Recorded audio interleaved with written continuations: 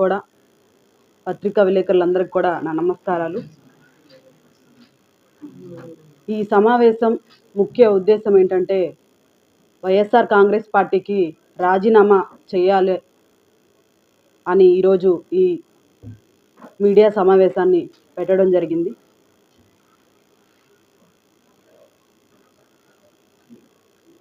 నా హస్బెండ్ అయినటువంటి జయవర్ధన్ గారు 15 సంవత్సరాలు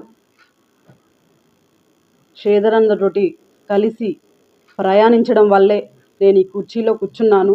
దానికి కారణం శ్రీధర్ అన్న గారే. ఎటువంటి రాజకీయ అనుభవం లేనటువంటి నన్ను జయవర్ధన్ గారి సతీమణి అనే ఒక కారణంతో ఆ రోజు నాకు కార్పొరేటర్ టికెట్ ఇవ్వడం జరిగింది. టికెట్ ఇచ్చి ఏదైతే ఆ ఎలక్షన్ టెన్షన్ కానీ కష్టాన్ని కానీ మా దాకా రానివ్వకుండా నేను కార్పొరేటర్గా గెలవాలి అని మాకంటే కూడా ఆ కష్టాన్ని కానీ ఆ టెన్షన్ని కానీ తీసుకొని శ్రీధర్ రెడ్డి గారి సోదరులైనటువంటి గిరిధర్ రెడ్డి గారు మమ్మల్ని కార్పొరేటర్గా గెలిపించడం జరిగింది. గెలిపించినటువంటి కొన్ని రోజులకే నాకు అనుకోని ఊహించినటువంటి ఈ మేయర్ పదవిని నాకు శ్రీధర్ అన్న గారు ఇవ్వడం జరిగింది. నాకు రాజకీయాల్లోకి అడుగు పెట్టడానికి అవకాశం కల్పించినటువంటి నాయకులు శ్రీధర్ అన్న గారు. అంతేకాకుండా మాలాంటి ఎంతోమందికి, అదేవిధంగా శ్రీధర్ అన్న దగ్గర ఉన్నటువంటి కార్యకర్తలకు కానీ అందరికి కూడా ఒక నాయకుడి కన్నా కూడా మించిన కుటుంబ సభ్యుల్లో ఉన్నటువంటి తండ్రి పాత్ర ఏదైతే ఉంటుందో ఆ పాత్రని పోషించే విధంగా వారితో ఉన్నటువంటి అందరినీ కూడా చూసుకోవడంలో శ్రీధర్ అన్న గారు మంచి ధైర్యాన్ని కల్పిస్తారని, ఆ ధైర్యమే మాకు కూడా ఇప్పుడు దాకా కూడా ఉందని తెలియజేస్తున్నాను. నాకైతే రాజకీయంలోకి రావడానికి వచ్చిన కొత్తల్లో మీరందరూ కూడా నన్ను చూస్తుంటారు. నేను ఏ విధంగా ఉన్నానో, ఏ విధంగా ఎవరైనా చూసినా కానీ మాట్లాడినా కానీ ఎంత భయపడేదాన్ని. నాకు ఈ రాజకీయాన్ని, ఈ ధైర్యాన్ని నింపిన నాయకుడు మాత్రం శ్రీధర్ అన్న గారు మాత్రమే. మీరు చూసుకుంటే మేము శ్రీధర్ అన్న ఎప్పుడైతే అధికార పక్షాన్ని వదిలేసి ప్రతిపక్షానికి వెళ్ళారో మేము కూడా శ్రీధర్ అన్నతోటే వెళ్ళడం జరిగింది. ఈరోజు ఇది నేను చెప్పడం కాదు, మీరందరూ కూడా చూస్తుంటారు.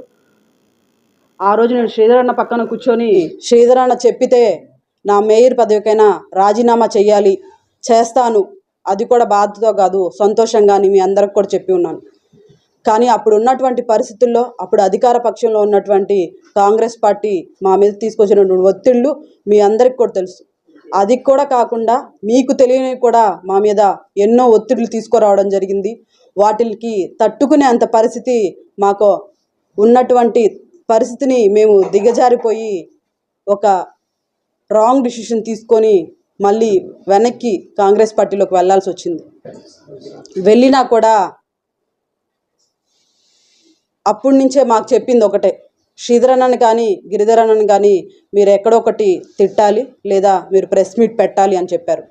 కానీ మేము మాత్రం వాళ్ళందరికీ చెప్పింది ఒకటే, శ్రీధర్ అన్నని కానీ వారి సోదరుడిని కానీ మేము తిట్టే పరిస్థితి ఎప్పటికీ రాదు, మీరు అవి మాకు చెప్ప అవసరం లేదన్నారు. వాళ్ళు అప్పటికి కూడా వదలకుండా మాకు ఒకటే చెప్పారు, ఎవరైనా తిట్టి ఉంటారు కదా శ్రీధర్ అన్నని కానీ వారి సోదరుడిని కానీ, వాటిల్ని లింక్ మాకు పెట్టి మీ ఫేస్బుక్లో కానీ వాట్సాప్ స్టేటస్లో కానీ పెట్టాలని కూడా వాళ్ళు మాకు ఒత్తిడి చేశారు. మాకు శ్రీధర్ అన్న మీద ఉన్నటువంటి అభిమానం మేము ఎప్పుడు ఆ పని చేయడానికి మేము ఎప్పుడు ఆలోచించలేదు. శ్రీధర్ అన్నను తిట్టడానికి కానీ ఆయన గురించి చెడ్డగా అనుకోవడానికి కూడా మేము ఎప్పుడు ఆలోచన చేయలేదని మీ అందరికి కూడా తెలియజేసినాను. ఇది నేను చెప్పడం కాదు, మీరు ఎక్కడైనా గతంలో కానీ ఎప్పుడైనా కానీ ఒక్కసారి ఆలోచించుకోండి. నేను ఎక్కడైనా మాట్లాడినా కూడా శ్రీధర్ అన్న గురించి ఒక పల్లెత్తి మాట్లాడే పరిస్థితి మాది కాదు. మళ్ళీ ఇప్పుడు శ్రీధర్ అన్నని రూరల్ ప్రజలందరూ కూడా ఘన విజయాన్ని అందించినందుకు ఆనందపడి సంతోషపడే వాళ్ళలో మేము ముందుంటామని మీ అందరికి కూడా తెలియజేసినాను. ఇప్పుడు మేము ఒకటే శ్రీధరన్నని కానీ కోరుకునేది, మేము చేసినటువంటి కుటుంబ పెద్దగా ఉన్నటువంటి శ్రీధరన్నని కానీ మమ్మల్ని మళ్ళీ మేము చేసినటువంటి తప్పుని వారికి కూడా తెలుసు, మీ అందరికి కూడా తెలుసు ఎటువంటి సిచ్యువేషన్స్లో మేము వెనక్కి వెళ్ళాల్సి వచ్చిందనేది. మేము చేసిన తప్పుని మన్నించి మళ్ళీ మమ్మల్ని హక్కును చేర్చుకుంటారని మేము శ్రీధరన్నని మనస్ఫూర్తిగా ఈ పత్రికా విలేకరుల ముందు కోరడం జరుగుతుంది. అదేవిధంగా శ్రీధరన్న కానీ వారి కుటుంబ సభ్యులు కానీ గిరిధరన్న కానీ మమ్మల్ని ఏ విధంగా చూసుకున్నారన్నది మాకే తెలుసు. వారి కుటుంబ సభ్యుల్లో ఉన్న వాళ్ళకంటే మమ్మల్ని బాగా చూసుకున్నారన్నది మాకు తెలుసు. మేము ఒకటే కోరుకున్నాం, శ్రీధరన్నని కానీ గిరిధరన్నని కానీ వారి కుటుంబ సభ్యులందరినీ కూడా మేము చేసినటువంటి తప్పుని మన్నించి నేర్చుకోవాలని మేము మనస్ఫూర్తిగా కోరుకుంటూ ఈరోజు ఈ మీడియా సమావేశాన్ని పెట్టడానికి కారణం అదే అని మీ అందరికి కూడా తెలియజేసుకుంటూ, వైఎస్ఆర్ కాంగ్రెస్ పార్టీకి రాజీనామా చేయాలని ఒక ఆలోచనతో కూడా పెట్టడం జరిగిందని కూడా మీ అందరికి కూడా తెలియజేసుకుంటూ